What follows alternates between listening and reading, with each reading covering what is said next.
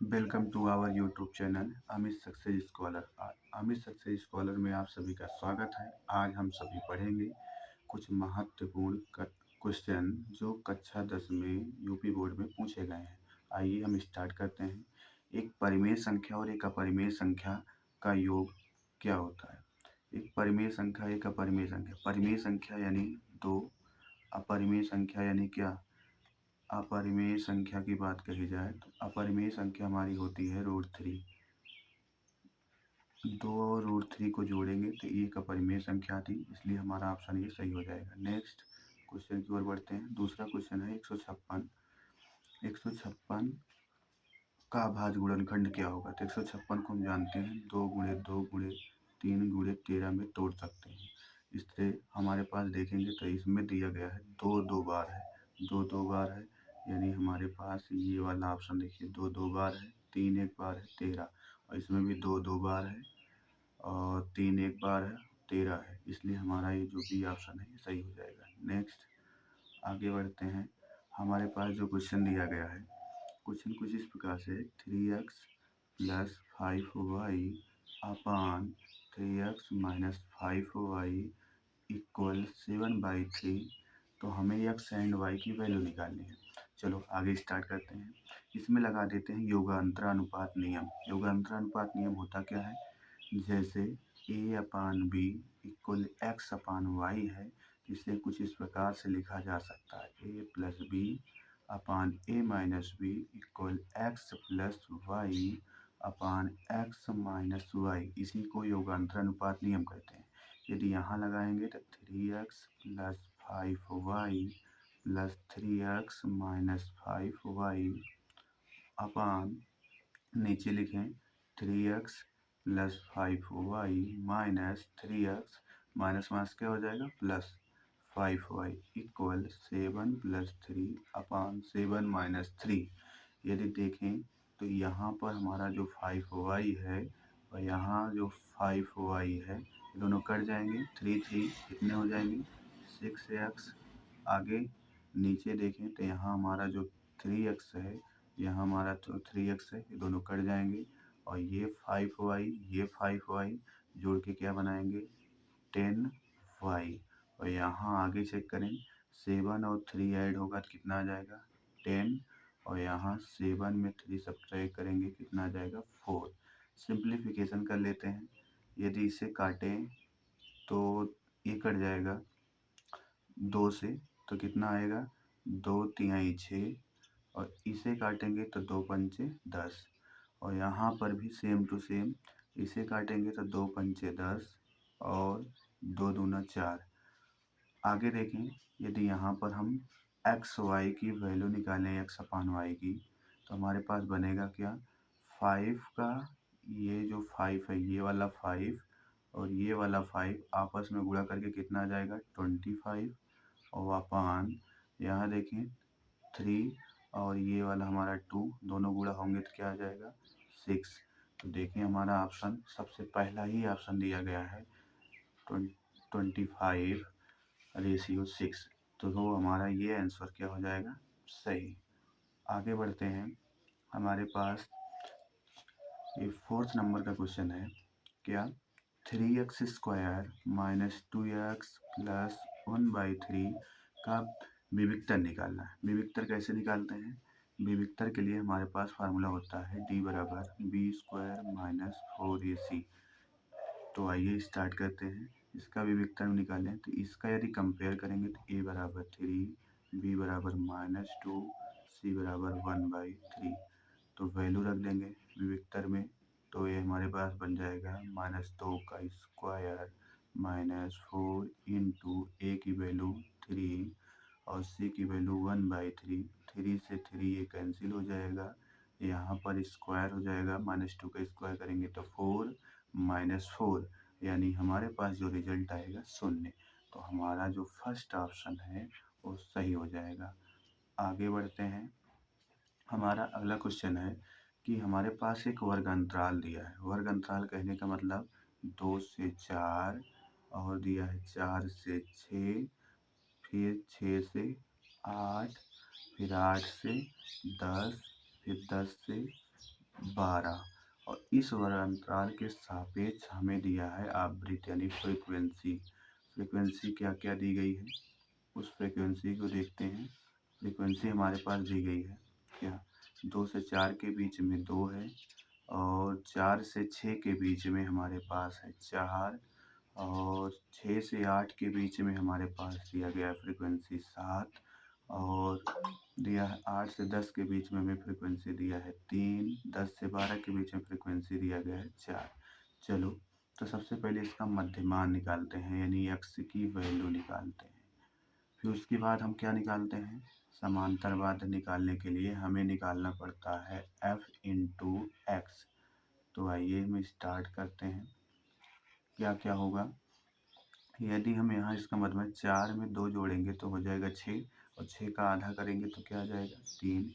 इसी प्रकार 6 में 4 जोड़ेंगे 10, 10 का आधा 5, फिर 8 6 14, 14 का आधा कितना 7, मतलब 2 2 का डिफरेंस है, 7 2 9, 9 2 11। और यहाँ इन दोनों का गुणा करें, 3 दूनी हो जाएगा 6, 5 चौक हो जाएगा 20, 7 सता 49 हो जाएगा, और 9 त्रिक हो जाएगा हमारे पास 27, 11 चौक हो जाएगा 44। अब इसे जोड़ लेंगे, इनको जोड़ेंगे तो हमारे पास आएगा 146। 146 ये क्या हो जाएगा 146, जबकि इसे ये जोड़ेंगे तो 4 2 6, 6 6 4 10 3 13, 13 7 कितना हो जाएगा 20। और जबकि समांतर माध्य जो होता है x बार होता है summation F I x I upon summation F I, यानी हमारे पास रिजल्ट होगा 146/20। यदि काटें तो ये हमारे पास जो रिजल्ट देगा 7.3, तो हमारा 7.3 ये है। तो इस तरह हम आगे बढ़ जाएंगे। नेक्स्ट क्वेश्चन हमारा होगा कुछ इसमें कहता है ट्रायंगल ए बी सी में डी समांतर है बी सी। डी का मतलब हमारे पास ये वाला ऑप्शन हो जाए डी, ये क्या हो जाएगा हमारे पास हो जाएगा डी। डी कहने का मतलब ये हमारा क्या हो गया डी, और ये हमारा हो जाएगा ई, और ये हमारा हो जाएगा ये हो जाएगा बी, ये सी, और ये हमारा ऊपर सबसे ए। इसमें क्या कहता है कि ए बी सी डी जो हमारे पास बन गए हैं, इसमें डी समांतर भुजा किसके है बी सी के, और ए डी की जो वैल्यू दी गई है ए डी की 1.5, और डी बी की वैल्यू डी बी ये है डी बी की वैल्यू है हमारे पास कितना 3, और कितना दिया है ए की वैल्यू 2। किसकी वैल्यू निकालने के बोला है ए सी का मतलब यहाँ से लेकर यहाँ की वैल्यू पूछ रहा है।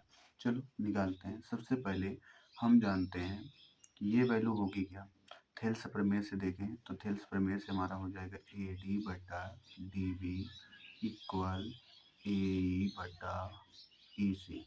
चलो निकालते हैं। ए डी की वैल्यू कितनी है, ए डी की वैल्यू है 1.5, डी बी की वैल्यू 3 इक्वल ए की वैल्यू 2 अपान इसकी वैल्यू मान लेते हैं वाई। तो सॉल्व करेंगे तो ये कितना होगा, ये कट जाएगा, यहाँ आ जाएगा 2, 2 दूना 4, यानी वाई की वैल्यू आ गई 4। आगे बढ़ते हैं। यदि वाई की वैल्यू 4 है तो हमारे पास जो रिजल्ट होगा x बराबर 2 प्लस ई सी। हम ई सी को ही हमने माना था वाई इसकी वैल्यू आई है 4, यानी 4 प्लस 2 कितना हो जाएगा 6। तो हमारा 6 ऑप्शन ये है, फर्स्ट ऑप्शन सही हो जाएगा। आगे बढ़ते हैं। हमारा अगला क्वेश्चन है कि 2, 3 और 4, 1 के बीच की दूरी। तो 2, 3 और 4, 1 के बीच की दूरी। तो इसमें पहला हमारा 2 है, इसमें हमारे पास पहला 4 है। 4 और 2 का डिफरेंस देखेंगे तो आएगा हमारे पास ये हो जाएगा 2 का स्क्वायर। 3 और 1 का देखेंगे तो हमारे पास आ जाएगा डिफरेंस 2, 2 का स्क्वायर, और पूरे का हम लेते हैं रूट। यदि देखेंगे तो 2 का वर्ग 4, 2 का वर्ग 4, पूरे का रूट 4 4 8। तो 8 को लिखेंगे हम क्या 2 रूट 2। तो हमारा ये जो बी ऑप्शन है ये हो जाएगा सही। नेक्स्ट आगे बढ़ते हैं।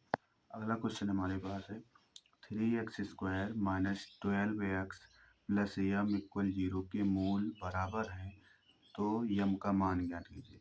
मूल बराबर होने का मतलब विविक्ता 0। विविक्ता निकालने का मतलब हमारे पास यहाँ दिया गया है a की वैल्यू 3, b की वैल्यू दिया गया है -12 और c की वैल्यू है m।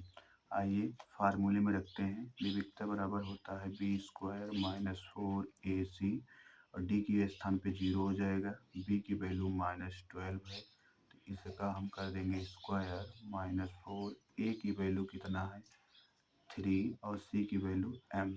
सॉल्व करेंगे तो हमारे पास मिलेगा ये 12 का स्क्वायर करेंगे तो आएगा 144। यहाँ करेंगे तो 4 से जो हो जाता है 12m यानी 12m इक्वल हो जाएगा 144।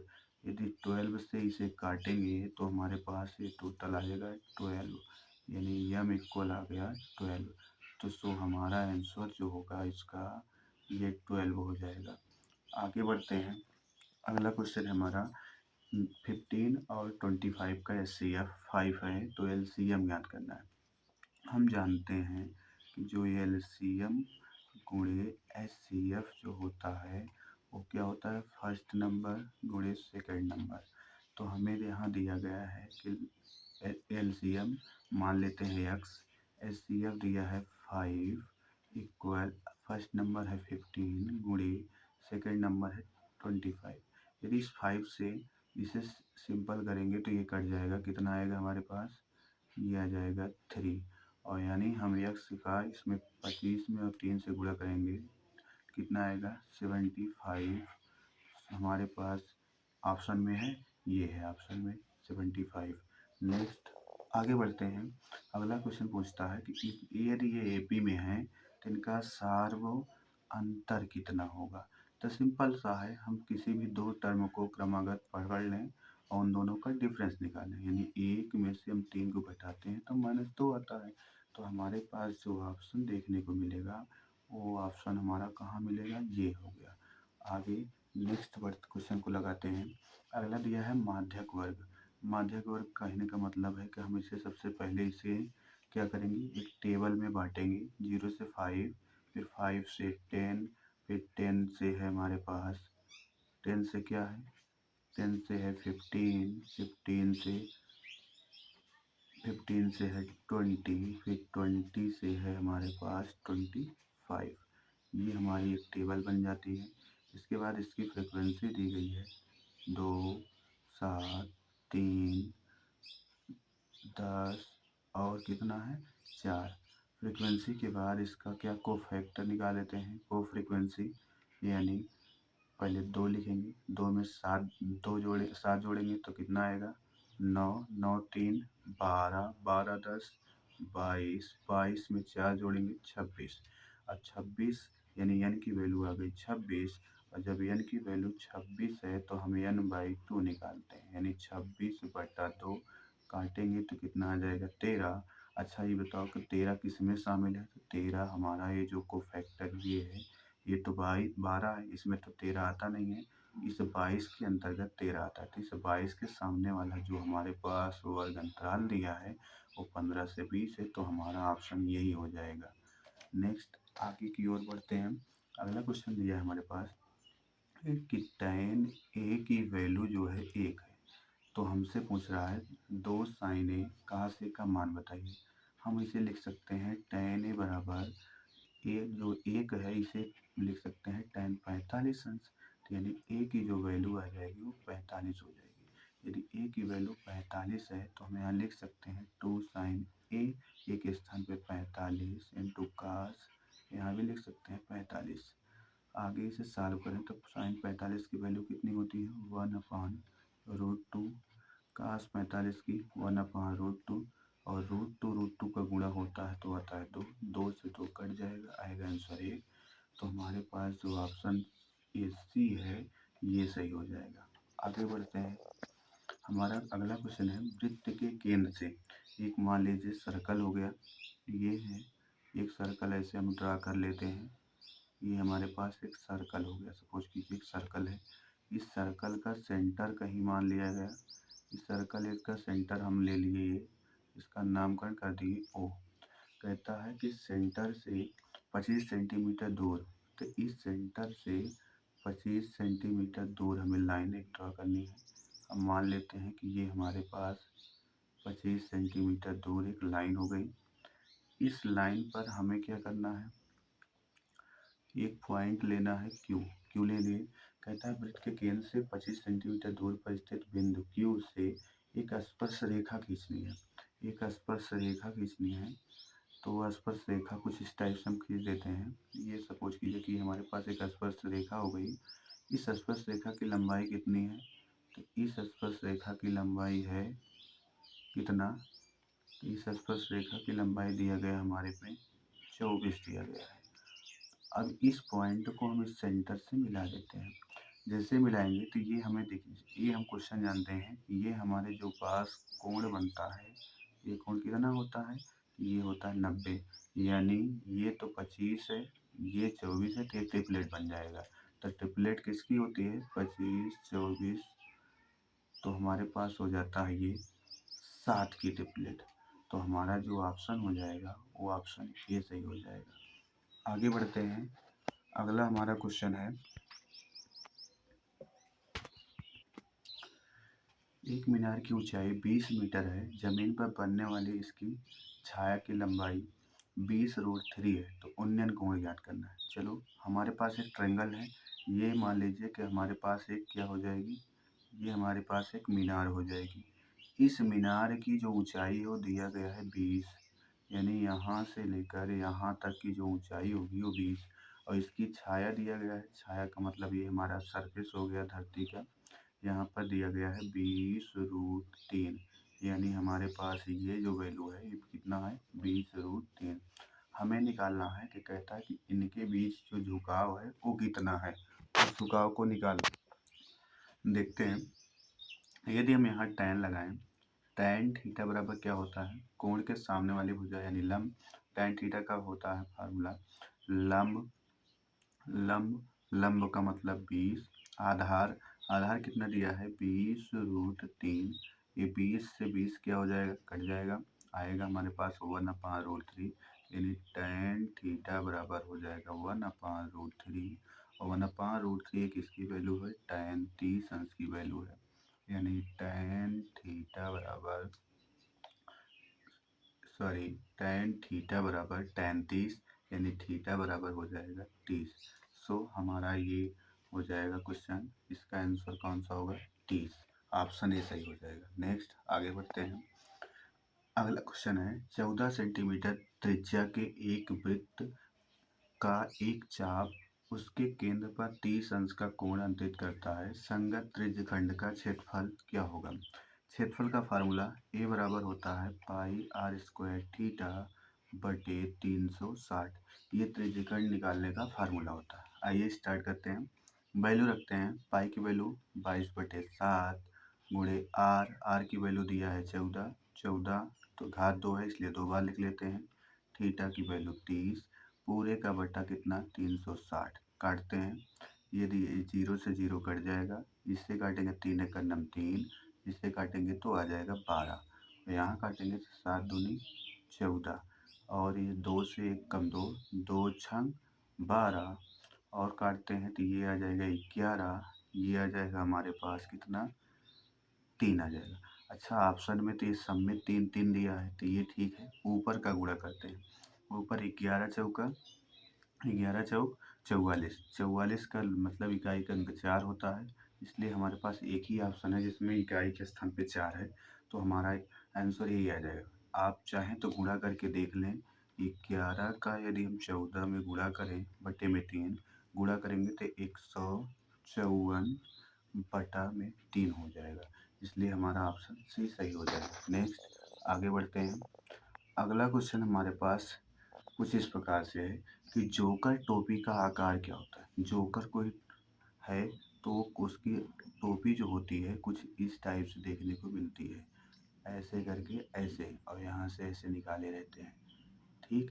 तो ये जोकर की टोपी है। तो जोकर ये किस आकार का है, ये हमारा जो आकार है ये बेलन के आकार का है, इसलिए जोकर की टोपी का आकार जो हम कह सकते हैं ये कौन सा, बेलन। नेक्स्ट, कल्पित माध्य और पग विचलन विधि है, क्या होती है, अप्रत्यक्ष विधि, प्रत्यक्ष विधि, संयुक्त विधि, सरल विधि। तो ये है प्रत्यक्ष विधि। नेक्स्ट आगे बढ़ते हैं। अगला क्वेश्चन है माध्य बराबर 15, माध्यिका बराबर 24, तो बहुलक क्या होगा। तो हम जानते हैं कि जो हमारा बहुलक होता है वो बहुलक होता है किसके बराबर, 3 गुणे माध्यिका, 3 गुणे क्या होता है, माध्यिका माइनस 2 गुणे माध्य। चेक करते हैं, हमारे पास दिया गया है 3 गुणे माध्यिका की वैल्यू कितना है 24 माइनस 2 गुणे माध्य, माध्य का मतलब 15। आगे बढ़ते हैं, यदि गुणा करें 3 चौका 12, 3 दूनी 6, 1 7, आगे 15 दूना 30, घटाएंगे तो कितना आएगा, 2 में से 0 घटाएंगे 2, 7 में से 3 घटाएंगे आएगा 4, यानी 42। तो 42 हमारा ये डी ऑप्शन सही हो जाएगा। नेक्स्ट आगे बढ़ते हैं। अगला है जब एक पासे को एक बार फेंका जाता है तो सम संख्या प्राप्त होने की प्रायिकता। पासे में कौन कौन संख्या होती है, 1 2 3 4 5 6। यदि इसे फेंकते हैं तो इसमें से क्या क्या आ सकता है, 2 4 6। मतलब प्रायिकता निकालनी है तो अनुकूल परिणाम कितने हैं, अनुकूल परिणाम हमारे पास, अनुकूल परिणाम के जो नंबर हैं वो 3, और टोटल परिणाम यानी कुल परिणाम कितने हैं, कुल परिणाम हमारे पास 6 हैं। तो प्रायिकता होती है अनुकूल परिणाम बटे कुल परिणाम, अनुकूल परिणाम यानी 3, कुल परिणाम कितने 6। यदि इसे काटेंगे तो हमारे पास जो ऑप्शन आएगा 1/2, जो हमारे बी ऑप्शन है, इसलिए बी ऑप्शन सही हो जाएगा। नेक्स्ट आगे बढ़ते हैं। अच्छी तरह से फेंटे हुए ताश के 52 पत्तों में से एक पत्ते को यादृच्छा निकालने पर पत्ते की रानी होने की प्रायिकता ज्ञात कीजिए। अच्छा, कुल परिणाम इसमें कितने दिए गए हैं 52, रानी, ताश के पत्ते में रानी की संख्या कितनी होती है 4, क्योंकि एक तो होता है हुकुम का, एक होता है हुकुम, एक होता है पान, और एक होता है ईंट, और एक होता है इसमें चिड़ी। यानी हम ये कह सकते हैं एक होता है हुकुम की रानी, एक पान की, एक ईंट की, एक चिड़ी की रानी, इस तरह से 4 रानी होती है। अब आपसे पूछा है 52 पत्तों में से एक रानी निकलने की प्रायिकता, तो भैया अनुकूल परिणाम इसके लिए तो 4, टोटल परिणाम 52। यदि काट देंगे इसे, सिंपल कर देंगे तो आ जाएगा 1/13। तो हमारा जो बी ऑप्शन है वही सही हो जाएगा। सो इस तरह से हमने 2025 में पूछे गए 20 MCQ जो एक एक नंबर ही के होते हैं वो कंप्लीट कर लिए। Thank you watching this video.